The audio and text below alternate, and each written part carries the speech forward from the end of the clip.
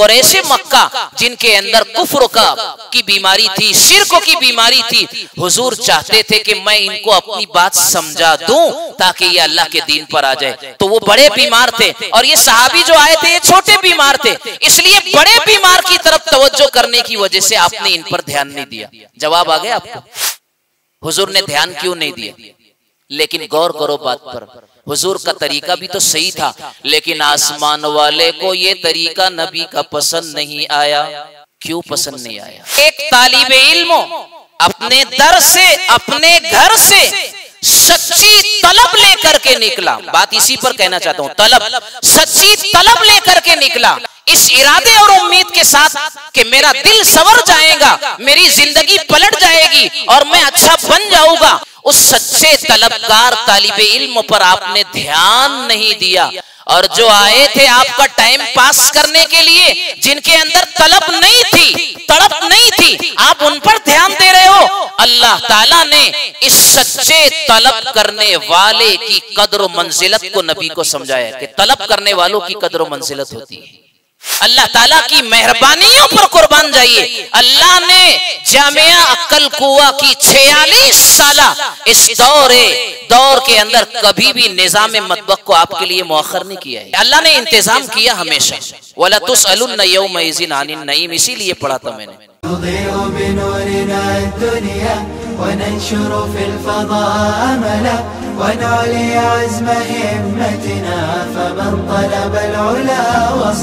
वल आक़िबतु लिल मुत्तक़ीन वस्सलातु वस्सलामु अला सय्यिदिल मुरसलीन व अला आलिहि व अस्हाबिहि अजमईन इला यौमिद्दीन। क़ाल अल्लाहु तबारक व तआला फ़ी कलामिहिल मजीद, अऊज़ु बिल्लाहि मिनश शैतानिर रजीम, बिस्मिल्लाहिर रहमानिर रहीम। अबस व तवल्ला अन जाअहुल अअमा वमा युद्रीका लअल्लहु यज़्ज़क्का औ यज़्ज़क्करु फतनफ़अहु ज़िक्रा। वक़ाल तबारक व तआला वलतुसअलुन्न यौमइज़िन अनिन नईम। वक़ाल नबी सल्लल्लाहु अलैहि वसल्लम रब्बी ज़िदनी इल्मा औ कमा क़ाल नबी अलैहि सलातु वस्सलाम। हमारी ये हफ्तेवारी मजलिस या 15 रोज़ा मजलिस हमारी जिम्मेदारियों को एहसास दिलाने वाली मजलिस है।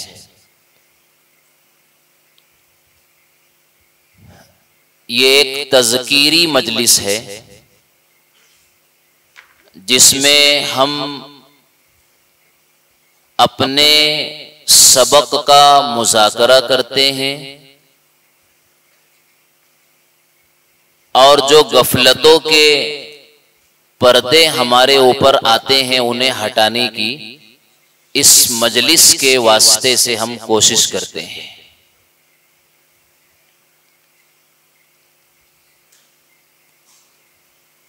कहना और सुनना ये जरूरी है। कहना और सुनना अगर बंद हो जाएगा तो इंसान जो है नुकसानदेह साबित होगा।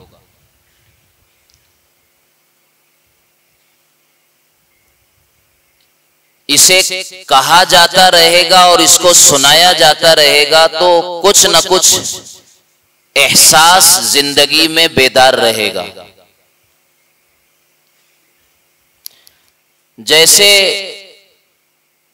किसी बाग और बागीचे को, गुलिस्तां को सींचा ना जाए, पानी ना दिया जाए, उसकी तराशो खराश ना की जाए, उसके शजर को और उसके फूल पत्तियों को अगर निखारा ना जाए, संवारा ना जाए तो वो बिखर जाता है, वीरान हो जाता है और इंसानों के लिए बाइसे कुल्फत व अजियत बन जाता है। ऐसे इंसानी जिंदगी की बागो बहार तज़कीर और मौइज़त से वाबस्ता है। इतनी बात तो आप कुरान और हदीस पढ़ने वाले समझते हैं, जानते हैं कि इस दुनिया में सबसे बड़ा कमाल और सबसे बड़ी सिफत जो है, कामिल जो है, वो सिफत इल्म है।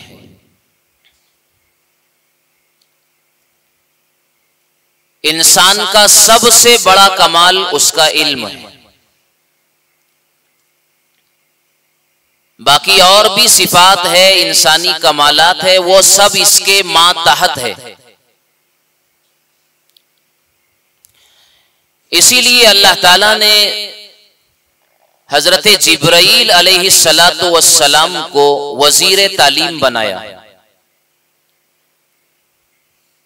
और उनका मकाम और मर्तबा सारे मलाइका में सबसे ऊंचा सय्यिदुल मलाइका। इसी सिफत इल्म की वजह से अल्लाह ताला ने हजरत जिब्राईल अलैहिस्सलातु वस्सलाम को अपनी तर्जमानी और अपने पैगाम रसानी के लिए मुंतखब फरमाया।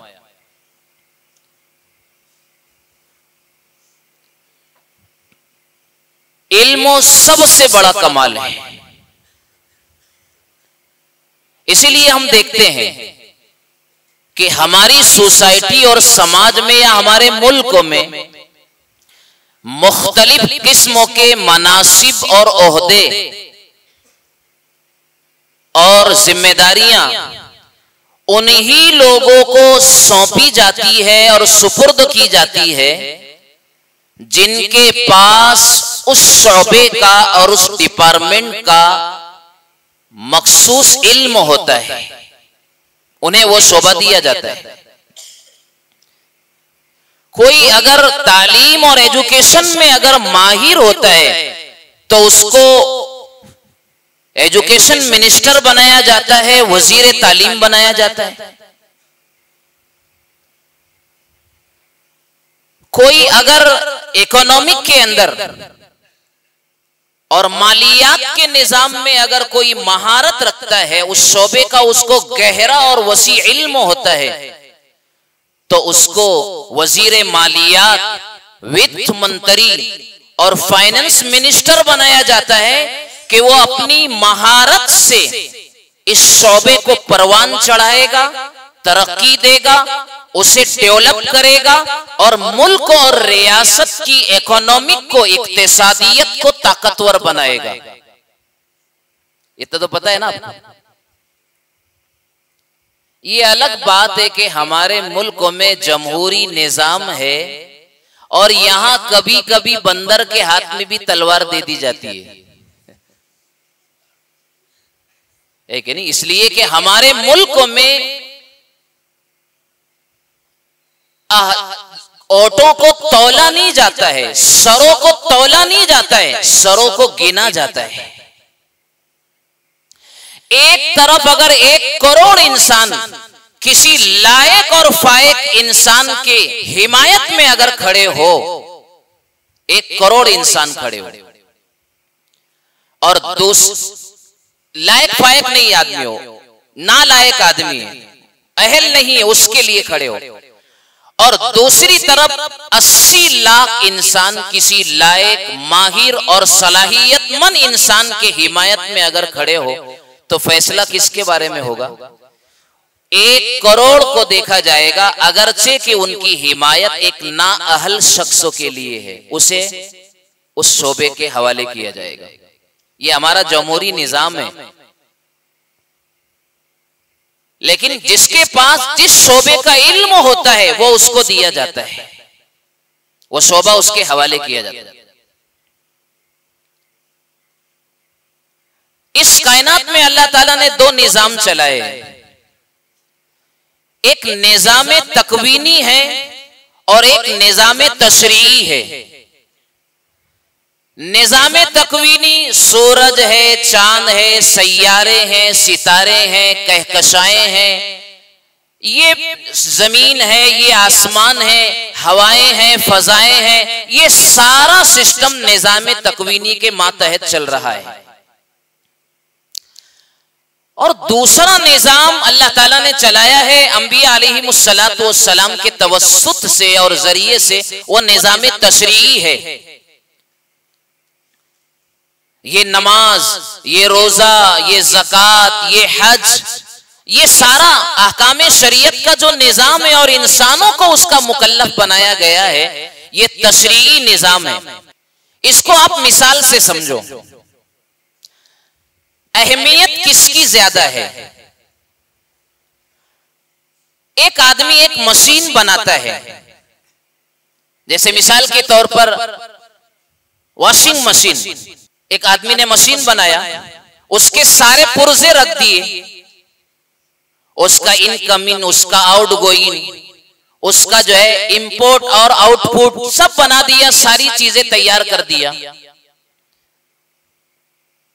मशीन बनकर के तैयार है, ढांचा तैयार हो गया, जिस्म बन गया है। जब तक उस मशीन का कनेक्शन बर्की लहरों से और बिजली से नहीं जोड़ा जाएगा, मशीन हरकत नहीं करेगी, चलेगी नहीं।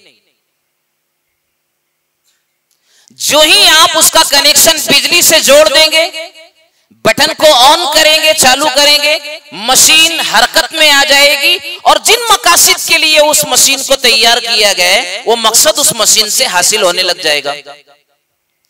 बिल्कुल ऐसा ही ये निजाम तकवीनी जो आप देख रहे हैं कायनात के अंदर, जो हम आंखों से देखते हैं, ये उस मशीन के ढांचे की तरह है जो हरकत नहीं कर सकता, चल नहीं सकता, जब तक कि इसमें बिजली की लहर ना दौड़ाई जाए, और वो बिजली की लहर है निजाम तशरीई। तो बताइए अहमियत किसकी ज्यादा हुई? निजाम तशरीई की अहमियत ज्यादा हुई, इसलिए कि इसके बगैर ये पूरी कायनात का निजाम और सिस्टम हरकत में आएगा नहीं। और इस कायनात के निजाम को अल्लाह ताला ने सजाया ही है, सवारा ही है, इसलिए कि अल्लाह का निजाम इस रुए जमीन पर कायम हो, अल्लाह के अहकामात चले, अल्लाह की बड़ाई वजूद में आए, किबरियाई का जो है बोलबाला हो अल्लाह ताला की। इसलिए अल्लाह ताला ने ये निजाम अंबिया अलैहिमुस्सलातु वस्सलाम के जरिए चलाया। अब ये निजाम उसूलों के साथ चले, सिस्टम के साथ चले, अफरा तफरी इसके अंदर ना हो, उसके लिए इल्म दिया गया। इल्म किसी भी सिस्टम को, किसी भी डिपार्टमेंट और शोबे को बेहतरीन उसूलों के साथ और कामयाबी के साथ चलाने की सबसे बड़ी कुंजी है, वो इल्म है। और इल्म वो जो किताब और सुन्नत से निकला है, इल्म वो जो इंसान को अल्लाह तक पहुंचाने वाला है।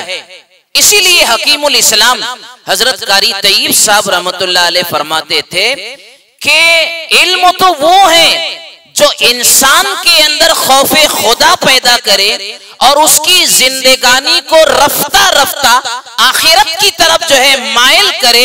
ये असल इल्म है। दुनिया वालों ने बड़ी हड्डर्मी के साथ दुनिया के उन फनून को उलूम से ताबीर कर दिया गया जिन फनून की बुनियाद तजरबा है, कि आदमी तजरबे से किसी चीज को बनाता है, तैयार करता है और उसके जरिए से वो दुनिया की मादे और फवायद को हासिल करता है। वो हड्डर्मी से उसको इल्म कह दिया गया, वरना वो उलूम नहीं है, वो फनून है। अल्लाह ताला ने आपको मुझे इस गहवारे में, इस इशाअते इल्म के इस मरकज में अल्लाह ताला ने इसी तशरीई इल्म को लेने और देने के लिए अल्लाह ताला ने हम सबको यहां पर जमा किया है। तो आपका मकाम बहुत ऊंचा हो गया। अरे ऊंचा हुआ कि नहीं? बहुत बड़ा मकाम हो गया तालिबे इल्म। इसका मकाम इतना बड़ा हो गया तो अब नाजुक जिम्मेदारियां इसके सर पर आ गई है। अब ये इल्म आएगा कैसे? तो किताबों से आएगा, असातिज़ा से आएगा, दर्सगाहों से आएगा, हुरूफ और नुकूश से इल्म आएगा, सोहबतों से इल्म आएगा, इल्मी मजलिसों से इल्म आएगा, अकवाल से आएगा, किसी की अमली और प्रैक्टिकली जिंदगी से इल्म आएगा, मुशाहदे से इल्म आएगा, समाअत से इल्म आएगा, बसारत से इल्म आएगा, रिसर्च और तहकीक के नतीजे में इल्म आएगा। ये सब वो असबाब और वसाइल है जो हम तुम इस्तेमाल करते हैं इल्मों के लिए, लेकिन उसके बावजूद भी हमें इल्म नहीं आ रहा है। आप बोलेंगे ये कैसे, इल्म तो हमें आ रहा है।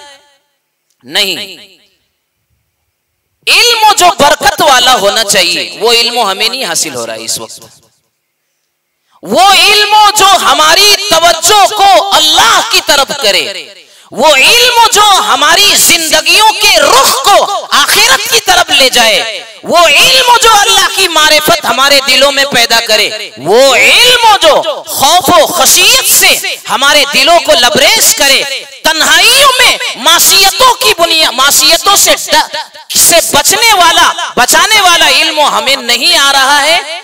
इसलिए कि हमारे अंदर इस वक्त सबसे बड़ी कमी और फकदान अगर किसी चीज का है वो हमारी जाती तलब का है, तड़प का है।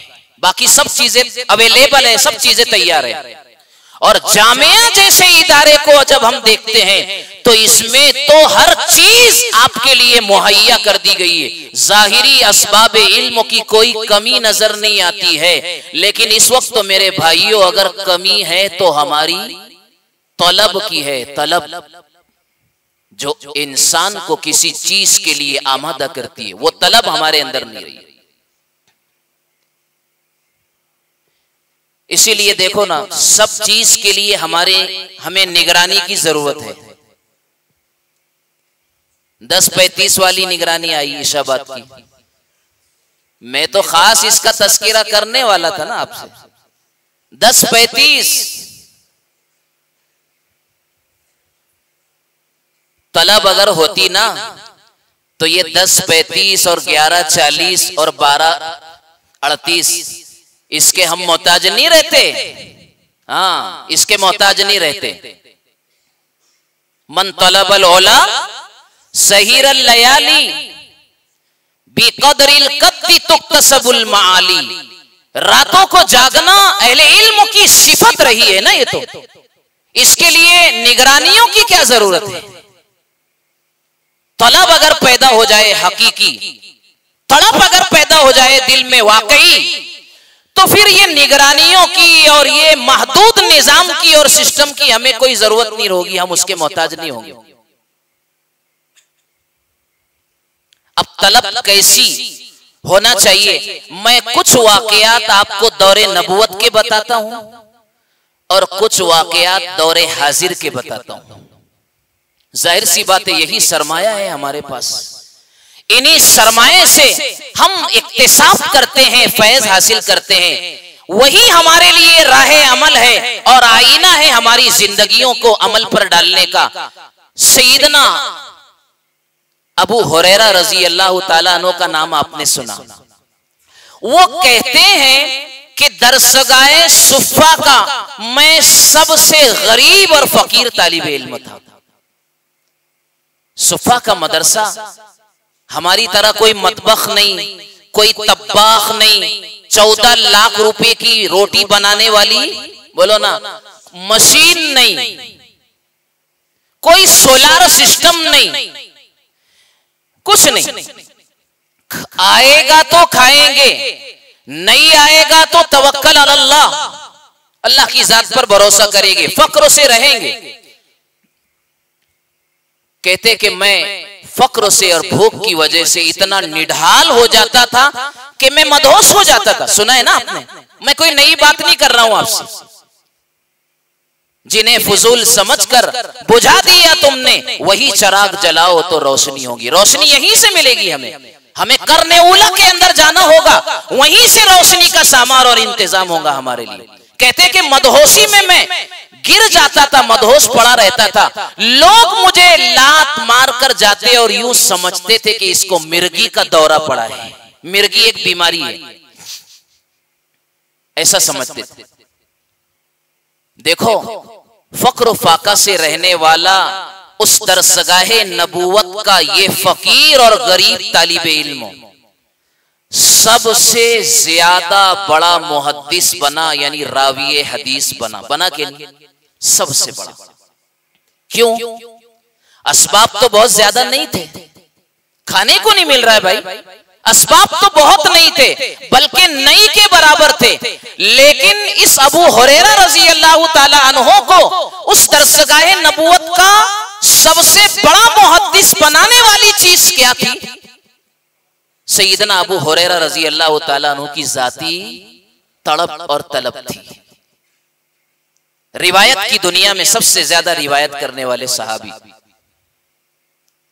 कहते कि एक मर्तबा में मस्जिद नबवी के गेट पर, दरवाजे पर आकर के बैठ गया। भूख की शिद्दत थी, इस उम्मीद पर आकर के बैठा कि कोई सहाबी इधर से गुजरेंगे तो मुझे देख करके अपने घर ले चले जाएंगे और कुछ न कुछ खाने का इंतजाम हो जाएगा।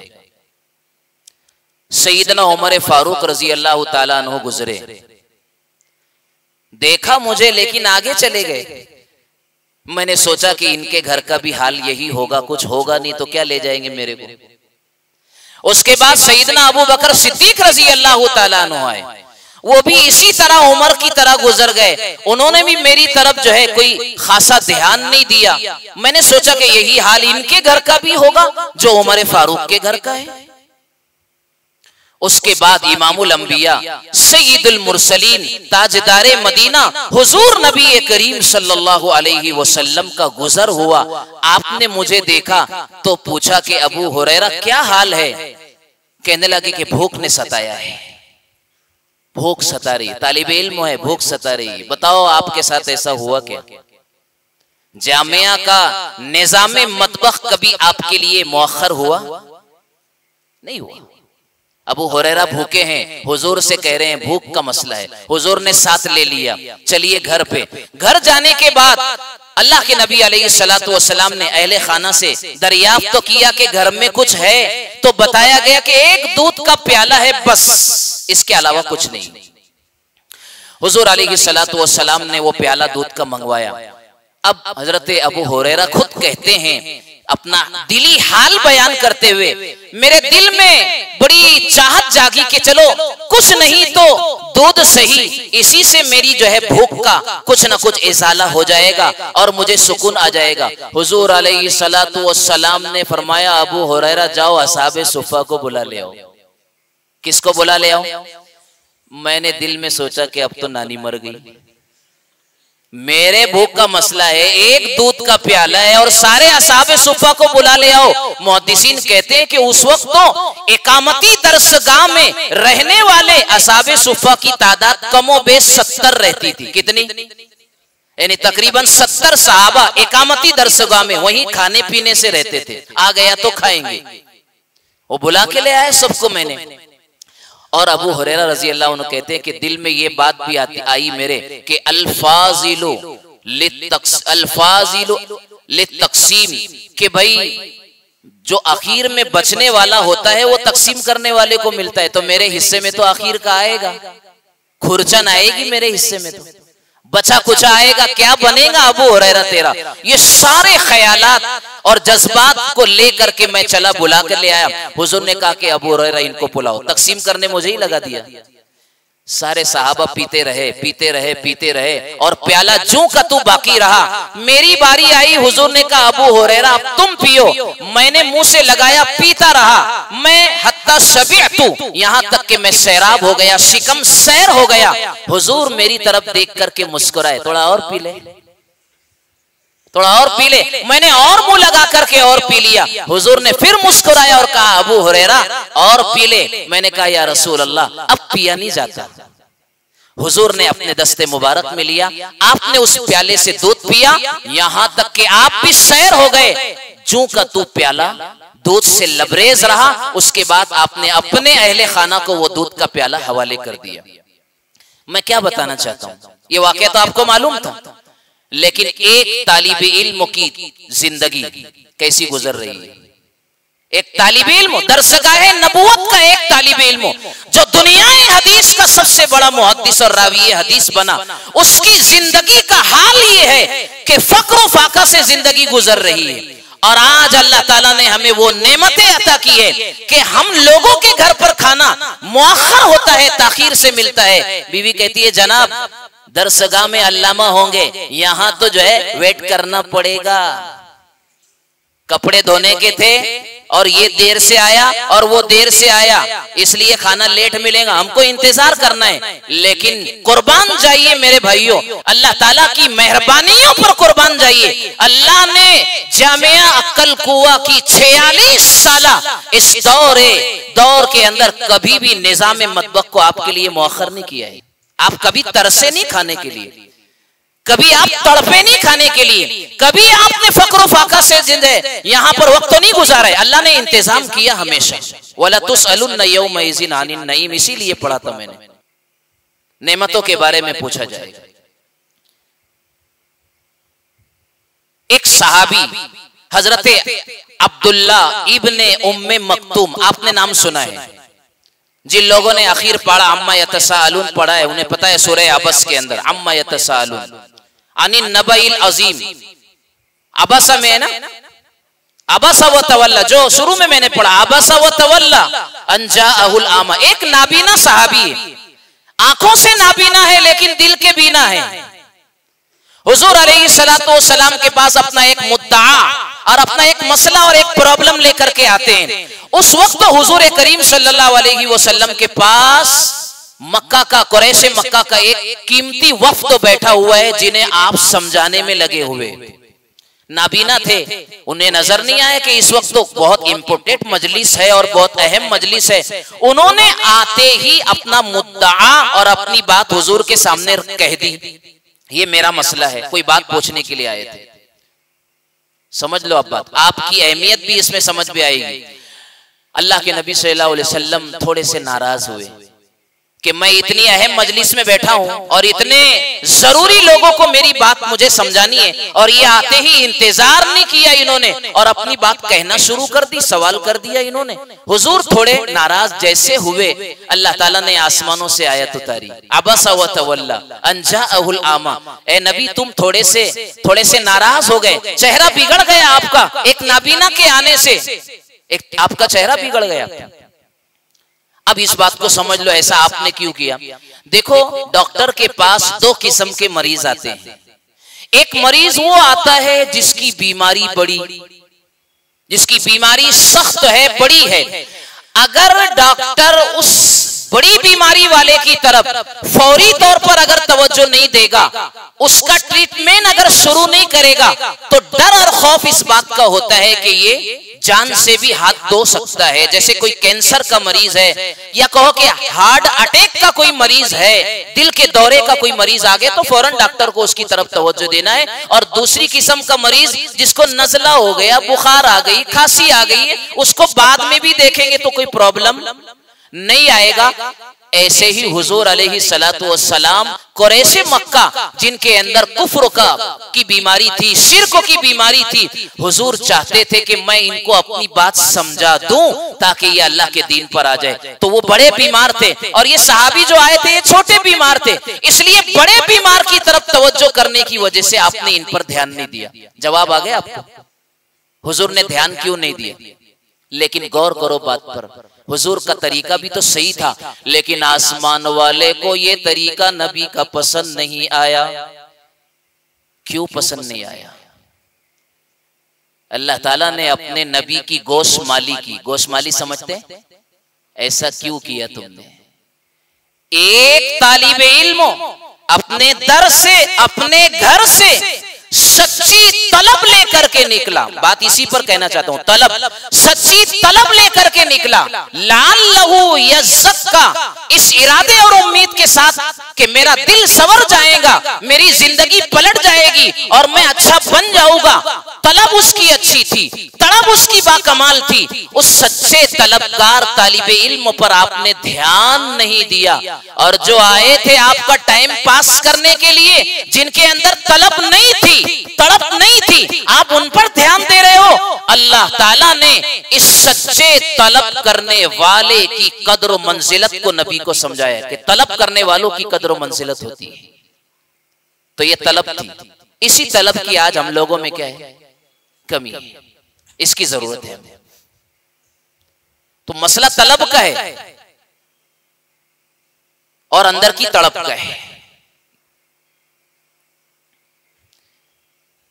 हमने जो रास्ता चुना है मेरे भाइयों, हमने जो रास्ता चुना है, तय किया है अल्लाह के इंतखाब से, ये तलब वाला रास्ता और मेहनत वाला रास्ता है।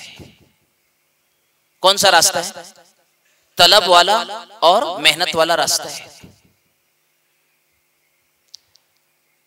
इमाम अहमद इब्ने हंबल का नाम आपने सुना। कहते हैं कि हमारा घराना बहुत गरीब था और फक्र फाका से जिंदगी गुजरती थी। हमने तो फक्र और फाका को मेरे भाई देखा ही नहीं। देखा है? नहीं देखा। फक्र फाका से हमारी जिंदगी गुजरती थी और कहते कि मैं फक्र फाका को बर्दाश्त नहीं कर पाता, मुझे बर्दाश्त की कुव्वत नहीं थी। इसलिए जब मैं तलबे इल्म के लिए निकला, फक्र का मसला आता था, मुझे बर्दाश्त तो नहीं होता था, तो मैं कैसे इल्म हासिल करता था?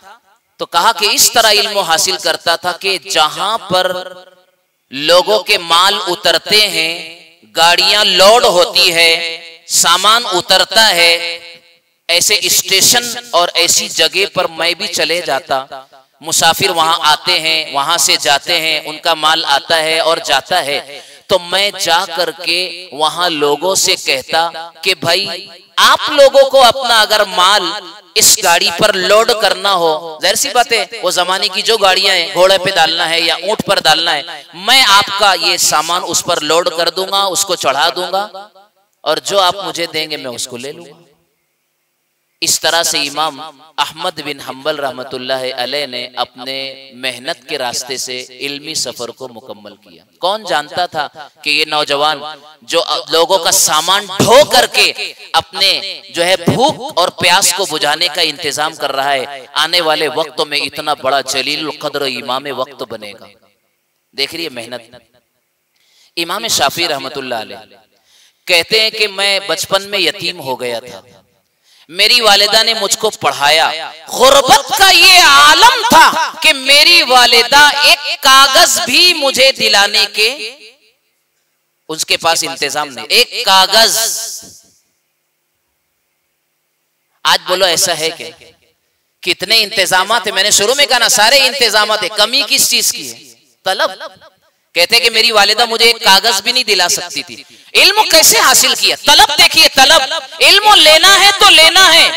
अस्बाबे जाहिरा अगर से नहीं रहेंगे, दिल में अगर तलब और तड़प होंगी, अल्लाह ताला इल्म के रास्ते और चश्मे खोलेंगे तलब की बुनियाद पर। कहते कि मैं जाता इधर उधर, ऊंटों की हड्डियां जमा करता, मुर्दार ऊंटों की हड्डियां जमा करता, किसी और जानवर की हड्डियां, सूखी हड्डियां जमा करता। उन सूखी हड्डियों को ला करके मैं उन्हें धो लेता, धोने के बाद दोबारा उनको मैं सुखाता और सुखाने के बाद मैं अपनी नोट्स उन ऊंटों की और जानवरों की हड्डियों पर लिखता था। तलब का यह आलम है, इल्म की तलब, हड्डियों पर लिख। और मैं जब नोट्स तैयार हो जाती और वो हड्डियां लिख करके भर जाती, तो मैं उन्हें एक कमरे में किनारे डाल देता ताकि इस पर किसी की नजर न पड़े और ये बाद में मुझे काम आए, मुताले के लिए काम आए। इस तरह से इल्म हासिल। आज आपके लिए रोशनी की कमी है, बोलो, खाने की कोई कमी है, कागजों दवात की कोई कमी है, आपके बैठने उठने के लिए क्या कमरों की कमी है, क्या हवाओं की कमी है, क्या रोशनी की कमी है? किस चीज की कमी है बताइए? फिर इल्म क्यों नहीं आ रहा है? बरकत वाला इल्म, अल्लाह की मासियत से रोकने वाला इल्म क्यों नहीं आ रहा है? बोलो ये नुक्ता सवाल है क्या नहीं है? ये बोलो लम्हे फिक्रिया है क्या नहीं है? हमारी जिंदगी पर ये चीज क्वेश्चन मार्क लगा रही है क्या नहीं लगा रही है? बोलो। हमारे बिगाड़ की वजह यही है मेरे भाइयों कि आज हम लोग आसाइश में, आराम में, आसानियों में मुब्तला हो गए। तेरे सोफे हैं अफरंगी, तेरे कालीन है ईरानी, तेरे सोफे हैं अफरंगी, तेरे कालीन है ईरानी, लहू मुझको रुलाती है जवानों की तन आसानी। ये आसानियां हमें डुबा रही है, इस वक्त आसानियां डुबा रही है। अब हमारे करीबी जमाने की बात सुनो आप। अपने हक में अकाबिरीन का नाम भी जानना और सुनना चाहिए। हजरत शाह अब्दुल कादिर रायपुरी रहमतुल्लाह अलैह बड़े अल्लाह वाले और हमारे अकाबिरीन के मंजूर नजर थे। उनकी खानका रायपुर में लगती थी। अहले इल्म शयूख मशाइखीन जाते थे। बड़ी आबाद रहने वाली खानका रायपुर के अंदर। हजरत शाह अब्दुल कादिर रायपुरी रहमतुल्लाह अलैह कहते हैं, वो अपना वाकया खुद बताते हैं कि मैं दारुल उलूम देवबंद ऐसे वक्तों में दाखिले के लिए पहुंचा जब दाखिलों का इख्तिताम हो गया, यानी दाखिले बंद कर दिए गए थे। मोहतमिम साहब से मैंने मुलाकात की कि मैं पढ़ने के लिए आया हूं। मोहतमिम साहब ने कहा कि भी दाखिला तो खत्म हो गया, अब तो बंद हो गया। कैसे बंद हो गया, कैसे खत्म हो गया? मोहतमिम साहब ने तफसील सुनाई कि भाई दारुल उलूम देवबंद में उस जमाने की बात है जब इतना बड़ा नहीं था, महदूद और शॉर्ट निजाम था। कहा कि जितने तलबा की दारुल उलूम में सुलाने की, खिलाने की गुंजाइश थी, दारुल उलूम ने उतने बच्चों का एडमिशन और दाखिला कर लिया है। और तरीका उसका ये था कि गांव यानी देवबंद जो गांव था, जो छोटा सा गांव था, गांव वालों से जिम्मेदारियां बांट दी गई थी कि इतने तलबा की रोटियां ये पकाएंगे, इतने तलबा की रोटियां ये इंतजाम करेंगे। इतने तलबा की जिम्मेदारियां गांव वालों ने ले ली है। अब मजीद किसी को भी बढ़ाने की हमारे पास कोई गुंजाइश नहीं, इसलिए अब आपका दाखिला तो हो नहीं सकता है, हमारी मजबूरी है। हजरत शाह अब्दुल कादिर रायपुरी रहमतुल्लाह अलैह कहते कि हजरत खाने का इंतजाम मैं कर लूंगा, आप मुझे इजाजत दीजिए पढ़ने की, खाने का इंतजाम। कहा कि मशरूत दाखिला हुआ मेरा इस शर्तों के साथ कि खाना हमारे जिम्मे नहीं होगा। ठीक है, दाखिला हो गया। कहा कि 1 साल तक मैं क्या करता था, सारा दिन उस्तादों से इल्म हासिल करता, सारा दिन इल्म लेता, रात गए तलबा के साथ मुज़ाकरा, मुताला और स्टडी में मसरूफ रहता, दिन भर असातिज़ा के असबाब में, और काफी देर रात तक तलबा के साथ मुताला और मुज़ाकरा करता। और जब सन्नाटा हो जाता दारुल उलूम में, तलबा अपने घरों और अपने जो है कमरों के अंदर सोने और आराम के लिए चले जाते, तो उस वक्त तो मैं देवबंद गांव के उस बाजार और उस ठिकाने पर जाता जहां सब्जी और फ्रूट लोग बेचा करते, और रात के सन्नाटे में वहां जो छिलके तरबूज के, खरबूज के और सब्जियों के जो पत्ते होते, मैं उन्हें उठा करके लाता, उन्हें अच्छी तरह धोता और उसी को मैं खा लेता। यही 24 घंटे की मेरी गिज़ा होती थी। इस तरह से साल भर छिलके और इस तरह की जो है फेंकी हुई सब्जियां और छिलकों को खाकर मैंने अपना तलब इल्म का रास्ता तय किया था। ये हमारे बुजुर्गों की बातें हैं, ये उनकी तलब और उनकी तड़प है। और एक बात बताऊं, हमारे यहाँ बहुत सारे बच्चे अमीर घराने से भी आते हैं, लेकिन अमीरों ने भी यही तलब का मुजाहरा किया है माजी में। अमीरों ने भी शाहों की तरह जिंदगी नहीं गुजारी, अमीरों की तरह थार्ड पार्ट से इल्म नहीं लिया। ये थार्ड पार्ट से आता ही नहीं है, आता नहीं है। तो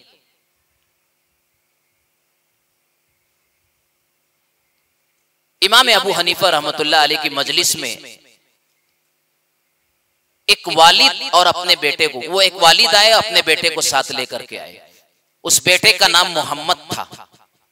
कहने लगे कि उस्ताद जी इसको अपने साथ रख लो, पढ़ाया करो इसको, मैंने दीन के लिए इसको वक्फ कर दिया है।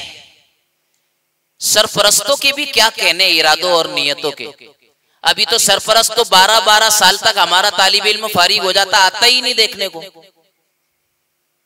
इसीलिए मैं कहता हूं कि पेरेंट्स मीटिंग रहना चाहिए, आपके जिम्मेदारों को और पेरेंट्सों को बुलाना चाहिए, साल में 1 मर्तबा कम से कम बुलाना चाहिए, ताकि आपकी इल्मी, आपकी अखलाकी और आपकी जो है समाजी जिंदगी कैसे गुजरती है जामिया में, वो बताया जाए आपको।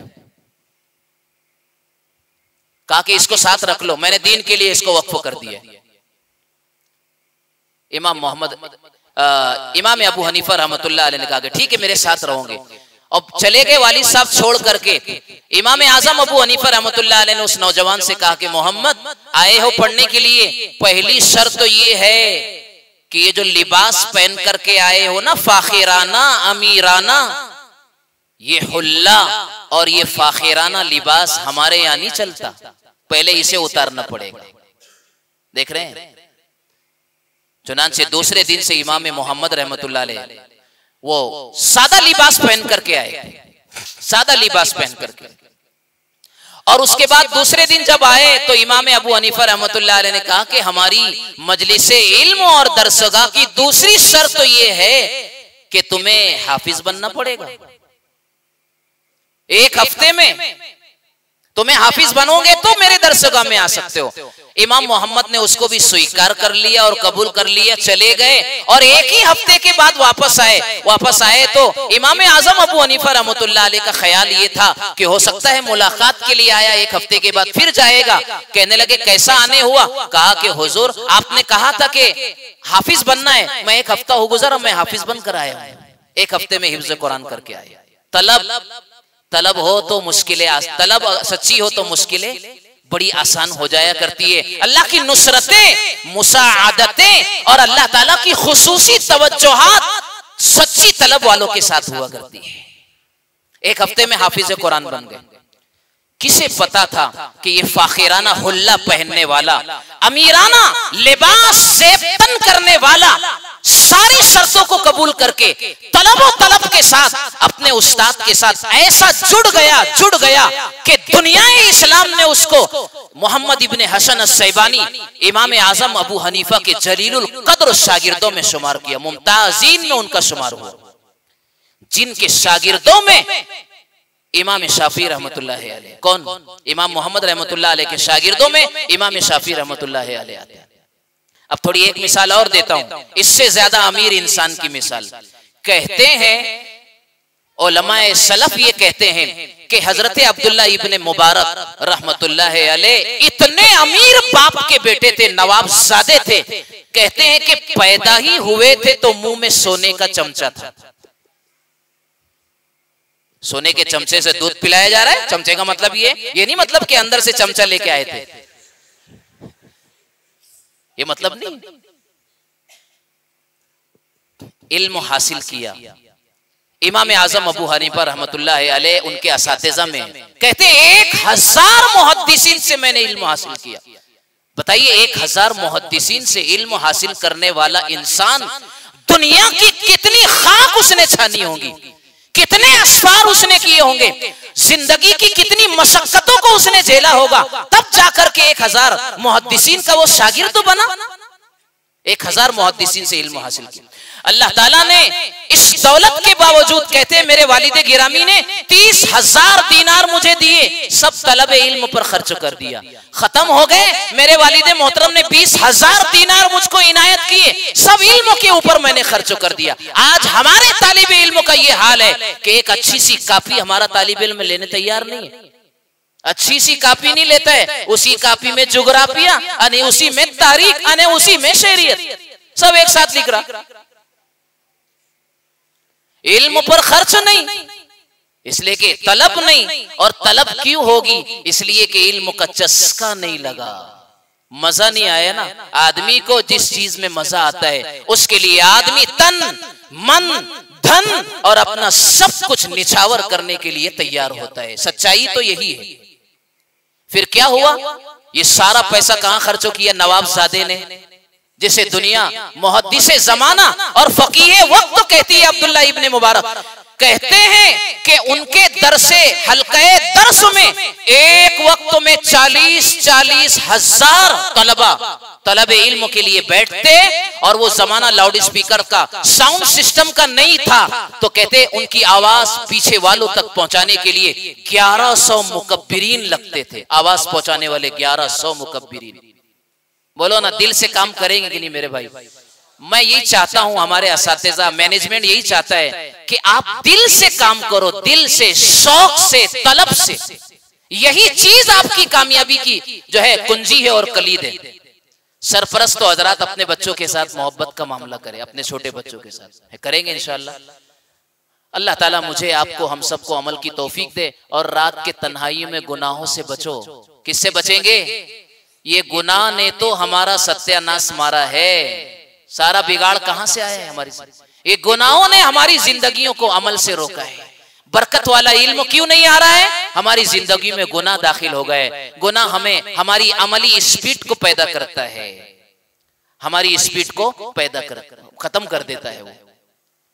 इसलिए ये सारी अच्छी सिफात को हम अपने अंदर यहाँ रह करके पैदा करेंगे, तलब के साथ पढ़ेंगे, मेहनत के साथ पढ़ेंगे, अदब व एहतराम के साथ रहेंगे। निज़ामे जामिया को आपको खुद अच्छी तरीके से बनाने और संवारने की क्या करना है? फिक्र और कोशिश करना है। अल्लाह ताला मुझे आपको हम सबको अमल की तौफीक दे। कहीं सुनी बातों को अल्लाह दिलों में रचा दे, बसा दे और तौफीक अमल से नवाजे। व आखिरु दावाना अनिल हम्दुलिल्लाहि।